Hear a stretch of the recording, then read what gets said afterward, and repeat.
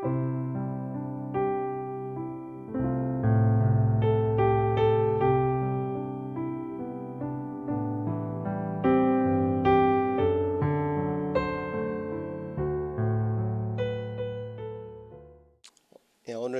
설교의 주제가 환대, hospitality인데 우리 성민이, 세윤이 이렇게 새로운 얼굴 이렇게 보면서 이 말씀의 의미가 더 깊어지지 않을까 그런 생각이 듭니다.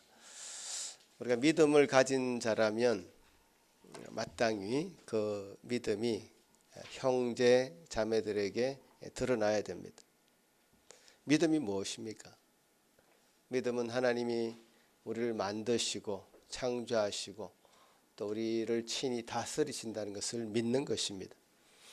하나님께서 우리에게 향하던 그 진노를 멈추시고 예수 그리스도의 십자가를 통해서 우리 죄를 사해 주시고 우리를 구원하셨다는 그 사실을 믿는 것입니다. 아무 조건도 없이 우리를 용서해 주시고 우리를 그 죄에서 건져 주셨다는 사실을 믿는 것이 믿음입니다. 여러분 그 믿음을 소유하고 계십니까? 네. 그런 믿음이 있다면 그 믿음은 드러나게 되어 있습니다. 믿음을 가진 자들은 항상 기뻐하고 감사하면서 삽니다. 왜 그렇습니까? 멸망 가운데 가야 될 우리가, 멸망으로 달려가는 우리가 건짐을 받았으니 마땅히 기뻐하게 되는 것입니다. 절망 가운데 살 수도 있었는데 또 이 세상에 많은 사람들이 그런 절망 가운데 살고 있습니다. 그러나 그 절망 가운데, 어둠 가운데서 빛을 보게 하셨고 그 빛으로 나아가게 하신 그 은혜에 감사할 수 있는 것입니다. 이 세상이 아무리 어둡다 하더라도 믿음을 가진 사람들은 절대 약간 넘어질 수는 있지만 절대 엎어지지 않고 완전히 눕지 않습니다. 넘어졌다가도 다시 일어나는 자들이 바로 믿음을 가진 자들의 모습입니다. 하나님 앞에 감사한 마음을 가질 수밖에 없고 하나님을 향한 그 감사가 당연히 우리 형제 자매들에게, 이웃들에게 향하게 되어 있습니다. 우리가 받은 은혜가 있으면 당연히 우리 인간이라면 그 은혜를 갚으려고 합니다. 하나님께 우리가 은혜를 갚는 것이 아니라 우리가 받은 은혜가 이게 흘러가는 그런 놀라운 은혜가 우리에게 있습니다. 그래서 오늘 읽은 말씀 야고보서 2장 1절에 내 형제들아 영광의 주 우리 주 예수 그리스도에 대한 믿음을 너희가 가졌으니 사람을 차별하여 대하지 말라 이렇게 명령하십니다. 이 당연한 것 아니냐 이 말이죠. 믿음을 가졌으니 어떻게 사람을 차별할 수 있느냐. 왜 이런 명령을 하십니까? 하나님은 우리를 차별하지 않으셨다 이 말이죠. 이사야 55장에 이렇게 선포하십니다. 오호라 너희 목마른 자들아 물로 나오라 돈 없는 자도 오라 너희는 와서 사 먹되 돈 없이 값 없이 와서 포도주와 젖을 사라. 하나님은 우리를 초대하셨습니다. 우리를 초대하시는데 어떤 차별도 하지 않으셨습니다. 가난한 자나 부한 자나 종이나 상전이나 어떤 자들이라도 와라 이 말이죠. 그런데 왜 너희들은 사람을 차별하느냐. 이런 형태가 교회 안에서 보였기 때문에 야고보 사도는 이 말씀을 하고 있는 것이죠. 회당에 금가락지를 끼고 보석을 주렁주렁 달고 오는 아름다운 옷을 입은 사람이 있습니다. 또 남루한 옷을 입은 사람도 있습니다. 가난하기 때문에 그랬겠죠. 그런데 우리가 그런 사람들이 오면 좋은 옷 입은 사람들에게 관심을 가지고 좋은 자리를 내어주고 가난한 자는 아무 데나 앉으세요 이렇게 한다는 겁니다. 사람이 이런 행동을 하는 것은, 이런 차별을 하는 것은 단순히 그 사람의 태도나 성격의 문제가 아니라 뭐라고요? 그 마음이 악하기 때문이다. 가난한 한 사람을 무시하고 배척하는 것은 그 사람만을 무시하고 배척하는 것이 아니라 그 사람을 만드신 하나님을 업신여기는 것이다 이 말이죠. 하나님의 이름을 더럽히는 것이고, 믿음이 인노로하고 하나님을 기쁘시게 하는 것이 아니라 사람의 눈치를 보고 사람들에게 아부를 하고 사람들의 귀를 즐겁게 하기만 하고 사람들의 비유를 맞추려고 노력하고 그 사람들을 기쁘게 하려고 하는 것은 악한 것이다 말씀하고 있는 것이죠. 심지어 그런 악한 일이 세상 밖이 아니라 교회 안에서 일어나고 있다는 것이죠. 하나님의 말씀을 듣기 위해서 형제로 찾아온 사람들을 그림자 취급하고 가까이 다가가지 않고 말 한마디 건네지 않고 그들의 형편을 살피려고 노력조차 하지 않는다면 그것은 악한 것이다 말하고 있는 것입니다. 여러분, 우리 교회에 어떤 유명한 사람이 등장했다고 한번 해봅시다. 캐나다의 총리, 우리가 평소에 만날 수도 없는 그 사람이죠. 이 사람이 문을 열고 이 자리에 들어왔다고 생각해 보십시오. 그까지 가지 않더라도 쏘리 시장이 와서, 아니면 이 학교 교장이라도 와서, 아니면 여러분이 잘 아는 누가 있을까요? BTS 멤버가 한 명이 왔다고 생각해 보십시다. 여러분은 어떻게 그 사람을 대할까요?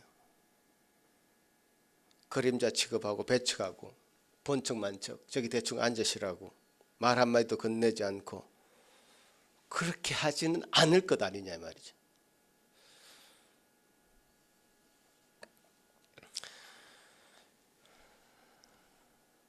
그러니까 우리의 어떤 인간적인 경향성은 그렇게 되어질 수밖에 없다는 것인데, 그런데 믿음을 가진 자는 그렇게 해서는 안 된다라고 계속 말씀하는 거죠. 예수님의 말씀 한 구절을 읽겠습니다. 마태복음 10장 말씀인데 같이 한번 읽어볼까요? 시작. 또 누구든지 제자의 이름으로 이 작은 자 중 하나에게 냉수 한 것이라도 주는 자는 내가 진실로 너희에게 이르노니 그 사람이 결단코 상을 잃지 아니하리라 하시니라. 자, 여기 예수님이 이 작은 자 중, 지극히 작은 자 중, 마땅히 그림자 취급을 해도 되는, 그야말로 존재감이 없는 그런 주목받지 못하는 자들에게 하는 그 일이 얼마나 중요한가. 여러분 클래스 안에서 주목받지 못하는 그런 한 학생이 있다면 그런 학생에게 하는 한 행동이 얼마나 중요한가. 여기서 냉수 한 그릇을 준다고 표현합니다. 그냥 물이 아니라 냉수 한 그릇. 당시 상황을 생각해 보면요, 중동 지방의 사막 지역의 물이라는 것, 그리고 시원한 물이라는 것은 거기 마음이 많이 담겨져 있다는 내용입니다. 한 사람의 생명과 같은 그런 물이기도 하고, 더운 사막의 뜨거운 그 지역에서의 차가운 물은 그 마음을 참 담아서 주는, 그야말로 그 값어치가 얼마 안 될 수도 있지만 마음이 담겨져 있는 그런 행위라고 얘기할 수 있는 것이죠. 값으로 따질 수 있는 것이 아니죠. 우리가 큰 돈을 주라고 얘기하는 것이 아니라, 우리의 재산에 피해를 입혀가면서 어떤 사람에게 대해 주라는 것이 아니라 마음을 주라는 것이죠.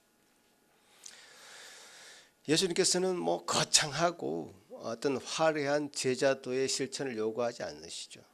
우리가 할 수 있는 범위 내에서 우리가 해야 될 의무를 소홀히 하지 말라고 하는 실제적인 교훈을 하고 있는 것이죠.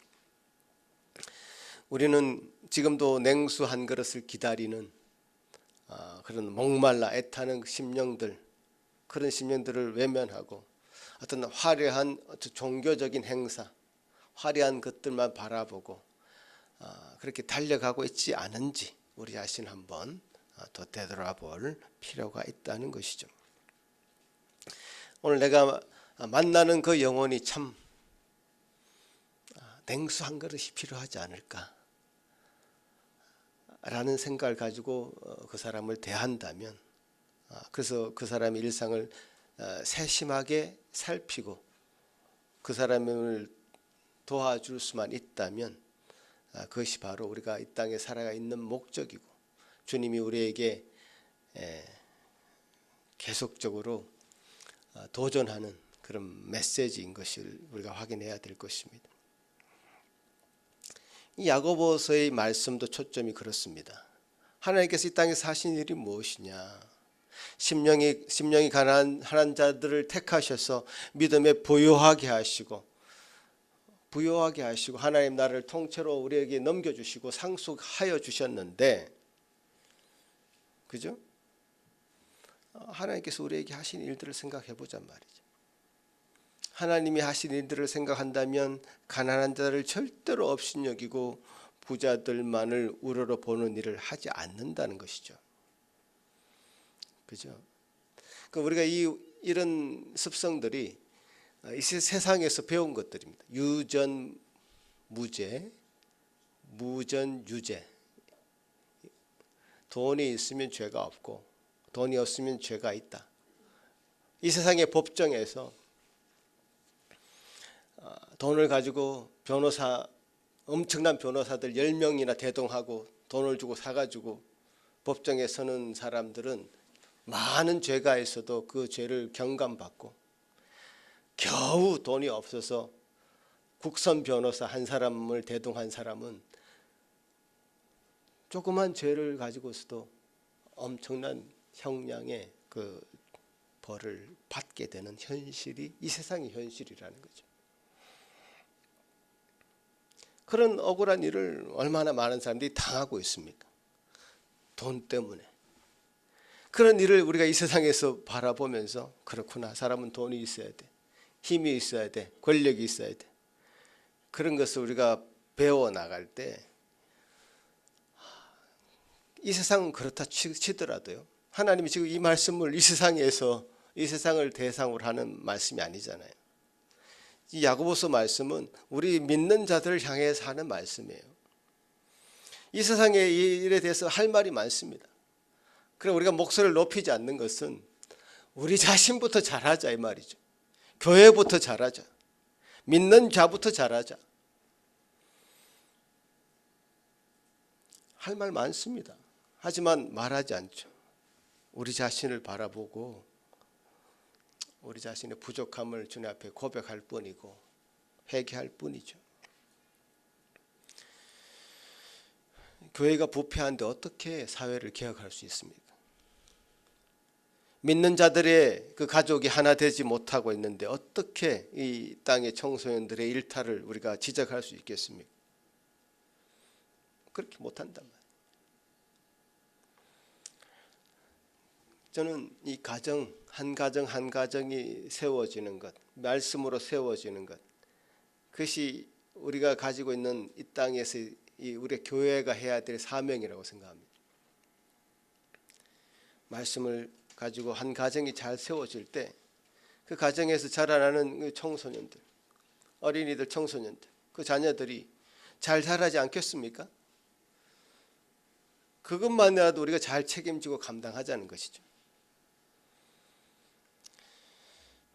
우리가 크게 바라볼 게 없습니다. 저 북한을 위해서 기도할 필요도 없습니다. 내 자신을 잘하자. 우리 가정이 잘하자. 우리 교회가 잘하자. 내가 지금 내 옆에 앉아있는 한 사람 한 사람이 이 세상에 지금 가장 중요한 사람들입니다. 사실 멀리 바라볼 게 없어요. 옆에 있는 사람. 이 야고보서의 초점은 바로 거기에 있습니다. 지금도 교회에 찾아온 한 영혼, 남루한 옷을 입고 가난해서 먹을 것도 제대로 없는 그 사람을 바라보면서 아무런 감정을 느끼지 못하고 있다면 그것은 참 믿음이 있는 사람이냐 이렇게 묻고 있는 거잖아요. 여러분, 십계명은 오늘부터 우리가 중요하기 때문에 암송을 할 정도로 사실은 우리가 이거 십계명을 외워야 되는데, 그래서 낭송을 하고 있습니다. 지금 예배 속에서. 십계명의 전제가 뭐죠? 하나님을 사랑하고 내 이웃을 내 몸과 같이 사랑하자. 이 두 가지 전체적인 맥락을 가지고 있죠. 십계명의 어느 하나라도 어긴다면 그 전체를 어긴 거와 같다라는 말씀을 하는 거죠. 나는 적어도 간음은 안 했어. 난 적어도 도둑질을 안 했어. 살인? 그런 거 안 했어. 라고 말할 수 없다는 거예요. 왜? 정말 당신이 하나님을 사랑하느냐, 정말 당신이 내 이웃을 내 몸과 같이 사랑하느냐를 생각해 보면 아주 작은 것 같지만, 그렇게 작은 것 같지만 그것을 지키지 않았다면 이 전체를 어긴 거와 마찬가지다 이 말이에요. 작은 모래알이나 큰 바위나 물에 던지면 가라앉는 것은 마찬가지입니다. 작다고 해서 작은 게 아니죠. 하나님 앞에서는 큰 것입니다. 사람을 외모로 보고 판단하고 차별하는 것 정도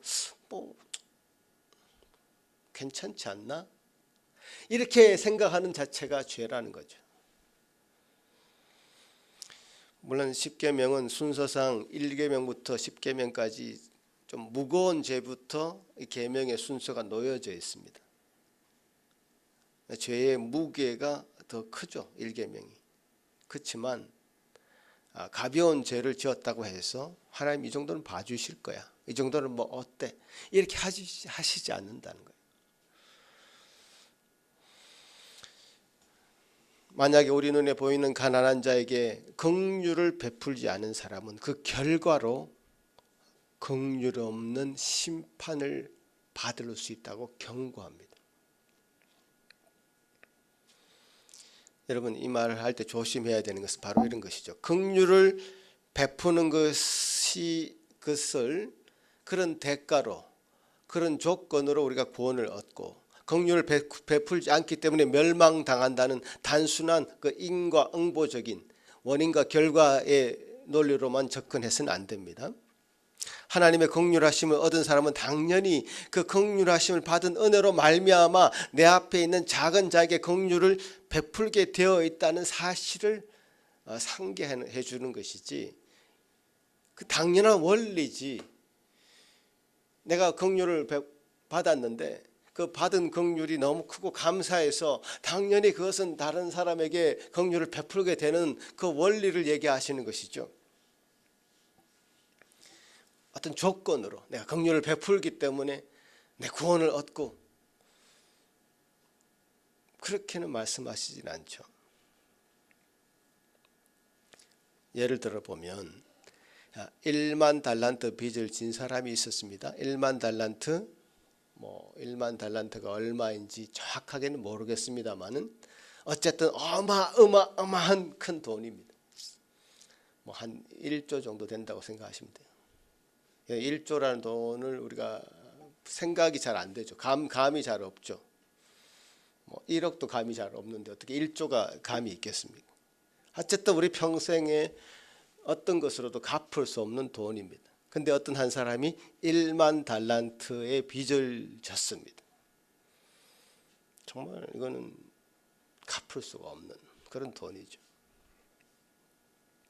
그런데 그 1만 달란트, 1조의 돈을 빚을 진 사람이 그 빚을 탕감받았습니다. 그 빚이 없다라고 선언해 준 거죠. 이게 얼마나 놀라운 일입니까? 아무런 대가 없이 그 빚을 다 탕감받았다는 겁니다. 빚이 없다고 선언해 준 겁니다. 완전 그 빚에서 해방된 겁니다. 이 사람은 너무나 큰 은혜를 입었죠. 근데 사건은 그 다음에 벌어집니다. 그렇게 빚을 탕감받은 다음에 길을 가고 있는데 자기 앞에 한 사람이 지나갑니다. 그 사람은 바로 자기에게 돈을 꾼 100데나리온의 돈을 꾼 100데나리온이라 하자면 한 1,000만 원 정도 된다고 생각하시면 돼요. 자기한테 한 1,000만 원 정도의 돈을 꾼 사람이 지나가는 겁니다. 왜 내 돈을 안 갚아? 멱살을 잡습니다. 왜 돈을 안 갚아? 하면서 멱살을 잡고 때리고 안 되니까 경찰서로 넘겨버립니다. 자, 이 비유를 예수님이 하셨어요. 제 말이 아니라 예수님이 이 비유를 하신 겁니다. 자, 이 비유를 생각해 볼 때 1만 달란트 빚진 사람, 단순히 이 세상의 어떤 한 사람이라면 1만 달란트 빚을 졌고 근데 그 빚을 탕감받았다. 이것을 생각하지 않고요. 100데나리온의 빚을 자기한테 진 사람, 돈을 꾼 사람을 경찰서로 넘기는 것은 이 세상 사람으로서는 잘못한 일이 아니다는 거죠. 당연히 그렇게 하잖아요. 세상 사람들은 그렇게 다 한단 말이에요. 그런데 이 전제가 있습니다. 1만 달란트의 빚을 진 사람이 그 빚을 다 탕감받았다고 하는 전제가 분명히 있는 말씀이라고 하는 거죠. 예수님이 이 비유에서는 1만 달란트의 빚을 다 탕감받은 사람은 은혜를 받은 성도라는 겁니다. 믿음을 가진 사람이라는 겁니다. 하나님의 자녀라는 것입니다. 하나님의 자녀라면 네가 지은 그 죄가 태산같이 커도 그것을 다 없다라고 선언받았고 다 빚이 있지만 탕감받았다고 선언받은 그 사람에게 지금 요청하는 거잖아요. 너에게 빚을 진 100데나리온 빚을 진 그 사람이 앞에 지나간다. 너에게 신세를 진 한 사람이 지나간다. 너의 긍휼이 필요한 한 사람이 지나간다고 했을 때 너는 어떻게 하겠느냐?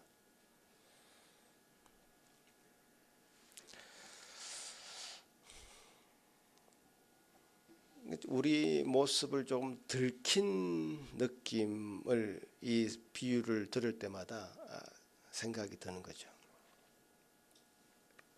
토니 목사님은 책에서 우리가 사람들을 차별하는 경향성을 가졌다고 지적합니다. 경향성이라는 것은요, 무의식적으로 자연스럽게 나오는 행동입니다. 저 식물들이 자연스럽게 빛을 향해서 자랍니다. 그래서 창가에 나오는 식물들이 점점 빛을 향해서 가지를 뻗치죠. 그것이 자연스러운 것입니다. 그것처럼 우리 인간은 자연스럽게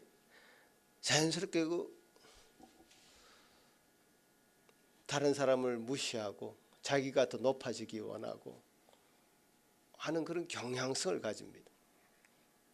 되게 자연스러운 겁니다. 복수라는 거 자연스러운 인간의 감정입니다. 여러분 유명한 영화들, 인기 있는 영화들, 사람들이 좋아하는 영화들은 항상 이 복수라고 하는 테마를 가지죠. 이 주제를 가집니다. 여러분 잘 모르시죠? 이 영화 영웅 본색 잘 모를 겁니다. 혹시 유정자매 압니까? 들어봤습니까? 우리 한국 영화, 한국 조폭 영화가 나오기 훨씬 전에 홍콩에서 찍은 영화인데 어마어마하게 인기가 있었습니다. 주윤발, 장구경 이런 사람들 나와가지고 복수하는 거잖아요. 억울한 사람이 그 악당을 나중에 막 이제 억울하게 당한 것을 복수하는 것이 통쾌하거든요. 자연스러운 것입니다. 인지상정이라 그러죠. 사람은 다 그렇게 자연스럽습니다. 그렇게 복수하는 것이 통쾌하고 나중에 복수할 거야. 나도 부자 돼서 복수할 거야. 이런 마음으로 사람들이 살아간다는 거예요. 편애하고 편을 가르고 복수하는 것이 자연스러운 경향성이라는 겁니다.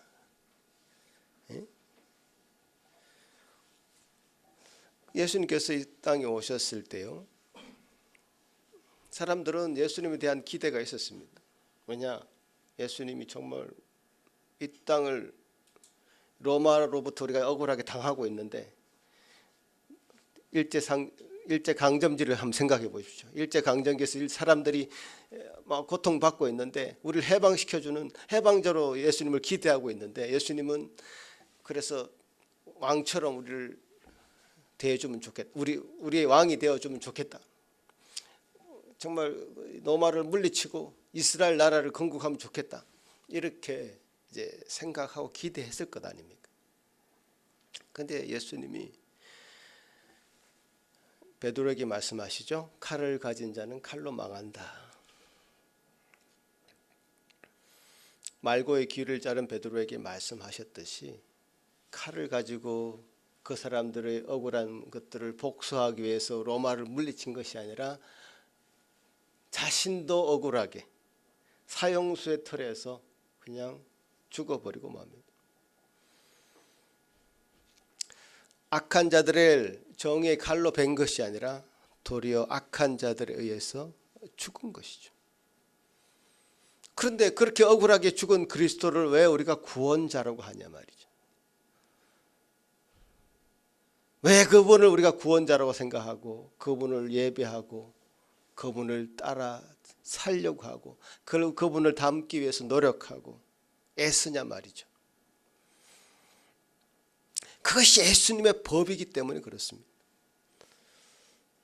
그것이 예수님의 방식이기 때문에 그렇습니다. 왜 예수님은 우리를 그렇게 사랑해 주셔서 우리 대신 십자가에 달려 돌아가셨는가? 왜 예수님은 그렇게 그 길을 가셔야만 했는가? 여러분 계속 생각해 보셔야 돼요. 이것을 생각하지 않고 이것을 기억하지 않고 이것을 계속 우리 마음 가운데 리마인드하지 않으면 그리스도인들이 무슨 힘을 가지고 어떤 법을 가지고 이 땅에 살아갑니까? 세상 사람들처럼 복수하고 그냥 편애하고 차별하고 그래서 자기 잘난 척하면서 이 땅에 사는 것이 이 세상 사람들의 원리고, 그런데 그냥 그 사람들의 편성에서 살아가면 되지. 그리스도인들은 어떤 법을 가지고 어떤 원리를 가지고 이 땅에서 살아가고 있냐 말이죠. 왜 그렇게 나를 사랑하셨는가? 왜 십자가의 상에서 그렇게 돌아가실 수밖에 없었는가?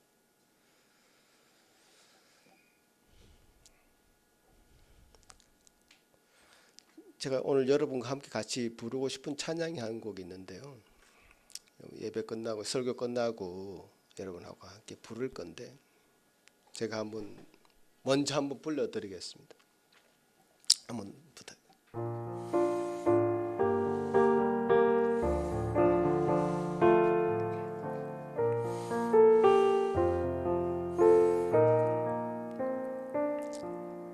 예수님 날 위해 죽으셨네.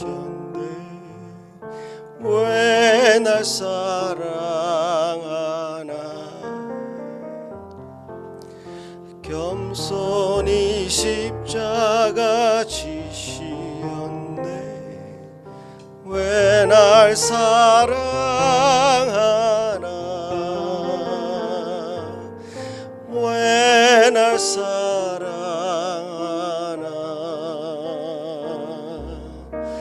왜 날 사랑하나? 왜 주님 갈보리 가야 했나? 왜 날 사랑하나?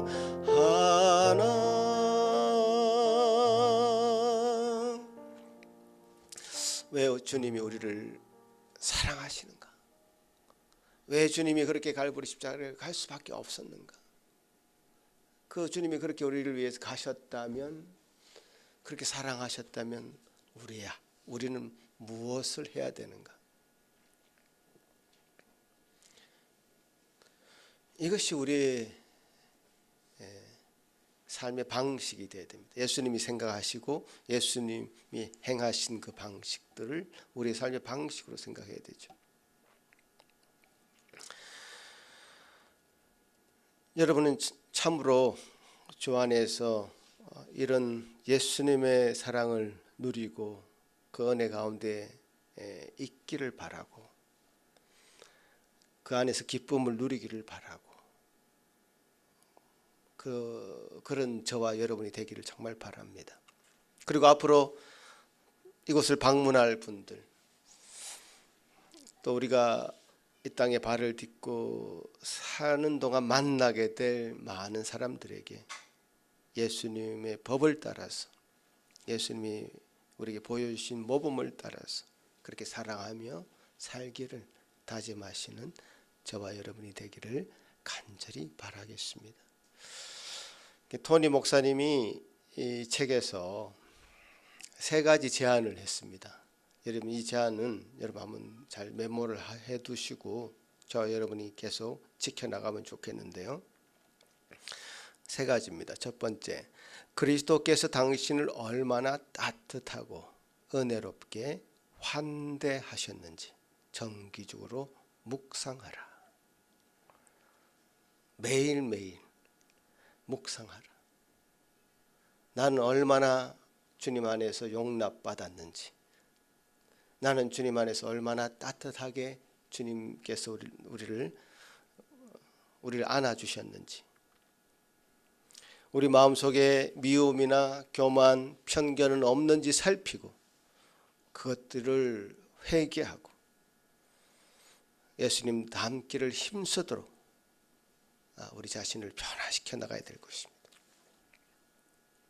그런 온기가 있는, 따뜻함이 있는, 그래서 다른 사람들을 환대하는 저와 여러분이 되기를 간절히 바라는 것입니다. 두 번째는 모임 중에 혼자 있는 사람을 찾아야 합니다. 이게 야고보서 말씀은 교회 안에 성도들을 대상으로, 믿음이 있는 사람을 대상으로 하는 말씀이잖아요. 누가 이 말씀을 들어야 되겠습니까? 우리 모두가 들어야 되죠. 도움을 요청하기 위해서 어쩌면 이것에 마지막으로 방문한 사람일 수가 있는데, 그 사람을 놓치고 나면 우리가 주님 앞에 무슨 말을 해야 될지 한번 생각을 해봐야 될 것입니다. 주님 안에 우리가 받은 그 환대, 주님께서 주신 위로 흘러 넘쳐가기를 여러분 바라는 마음으로, 소망하는 마음으로 그렇게 해야 될 것입니다.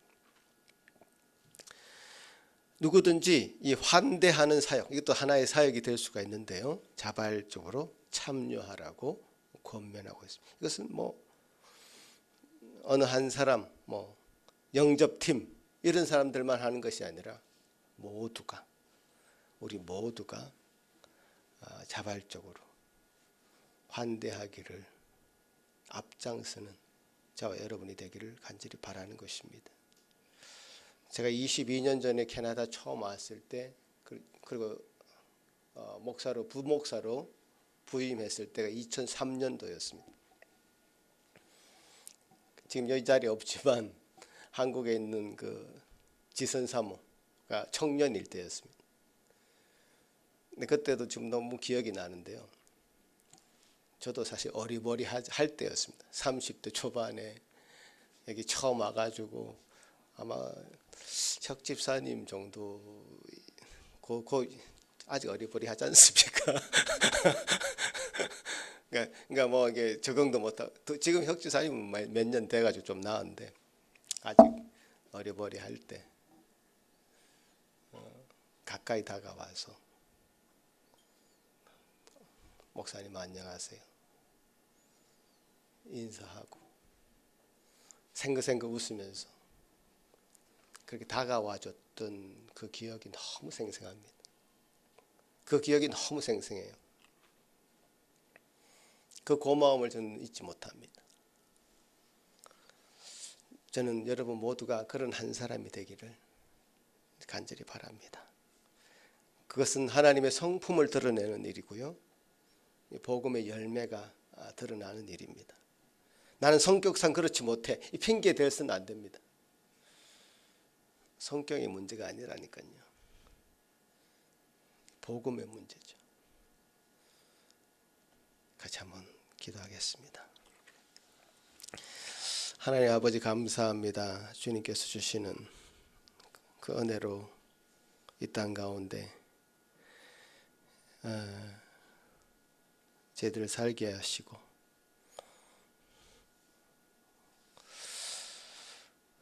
하나님의 교회로 불러주셔서 하나님 놀라운 은혜 가운데 거하게 하신 것 참 감사드립니다. 주님 도와주시옵소서. 우리가 아직 연약할 때, 우리가 아직 죄인 되었을 때 참 그리스도께서 우리를 위해 죽으심으로 하나님의 사랑을 우리가 확정하여 주신 그 은혜에 감사를 드립니다.